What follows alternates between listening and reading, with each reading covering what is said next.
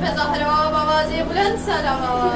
اللهم صل على محمد وعلى محمد اعوذ باللہ من الشیطان الرجیم بسم اللہ الرحمن الرحیم السلام علیکہ یا غریب الغربا السلام علیکہ یا معین الضعفاء والفقراء السلام علیکہ یا معز الشیعۃ والزوار فی یوم الجزاء السلام علیکہ یا انیس النفوس السلام علیکہ ایہا المدفون بارض طوس السلطان ابو الحسن علی ابن موسیٰ رضا الراضی بالقدر والقضاء السلام علیکم ورحمۃ اللہ وبرکاتہ. اللهم صل على محمد وعلى محمد ولادت با سعادت امام رعوف انیس النفوس بادشاہ خراسان غریب الغربا امام رضا ولی خدا وسیع آل محمد خورشید امامت شاہ ولایت عالم آل محمد سلطان طوس حضرت امام علی رضا علیہ السلام کی ولادت کی مبارکباد تمام شیعان اہل بیت بالخصوص امام زمانہ کی خدمت میں ہدیہ و تبریک پیش کرتی ہوں. عرض کر رہی ہوں زندگی کی انتہا ہے باب رضا پر، زندگی کی انتہا ہے باب رضا پر، بنتا ہے ہر کسی کا مقدر باب رضا پر، بنتا ہے ہر کسی کا مقدر باب رضا پر. خالی کوئی لوٹا نہیں یا رضا تیرے در سے، خالی کوئی لوٹا نہیں یا رضا تیرے در سے. تو باب الحوائج ہے مرادوں کا ستون ہے، تو باب الحوائج ہے مرادوں کا ستون ہے. مل جاتا ہے جو مانگ لے پنجرے کو ہلا کر، مل جاتا ہے جو مانگ لے پنجرے کو ہلا کر. جنبش ہے تیرے پنجرے کی یا کن فیکن ہے، جنبش ہے تیرے پنجرے کی یا کن فیکن ہے. عرض کر رہی ہوں میرے مولا رضا نے مجھ کو یوں سنبھال رکھا ہے، میرے مولا رضا نے مجھ کو یوں سنبھال رکھا ہے. میری طرف آئی ہر مصیبت کو ٹال رکھا ہے، میری طرف آئی ہوئی ہر مصیبت کو ٹال رکھا ہے. دور رہتی ہیں مشکلیں مجھ سے اس لیے بھی، دور رہتی ہیں مشکلیں مجھ سے اس لیے بھی، میں نے امام ضامن جو ہاتھوں میں باندھ رکھا ہے. اللهم صل على محمد وعلى محمد. دنیا میں بادشاہ خراسان آ گئے، دنیا میں بادشاہ خراسان آ گئے، شاہ نجف سیدہ کی جان آجیے. آج اس ہستی کی ولادت ہے جو فرزند امام موسیٰ کاظم نور نظر جناب نجمہ خاتون کی صورت میں جناب فاطمہ الزہرا کی خوشی کا سبب بن کر یاراز القد کو اس دنیا میں تشریف لائے. وہی مولا رضا جو اس مقام رضایت پر فائز ہیں کہ خدا اور رسول اور ان کے دوست تو کیا ان کے دشمن بھی ان سے راضی ہیں.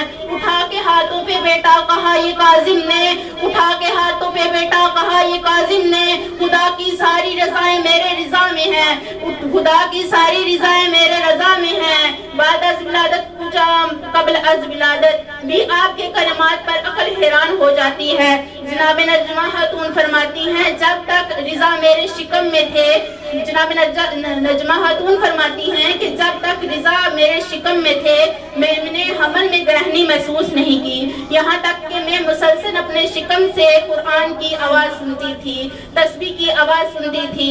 عرب سے آپ کیا آئے ایمان کی بہار آئی، عرب سے آپ کیا آئے ایمان کی بہار آئی. عجم نے پائی عزت مرکز اہل ولا ہو کر، بہت مشتاق تھے اہل عجم نور رسالت کے، بہت مشتاق تھے اہل نور نجم رسالت کے. زمین طوس کا چمکتا ستارہ آ گیا، زمین طوس کا چمکتا ہوا ستارہ آ گیا. اللهم صل على محمد وعلى محمد وعجل.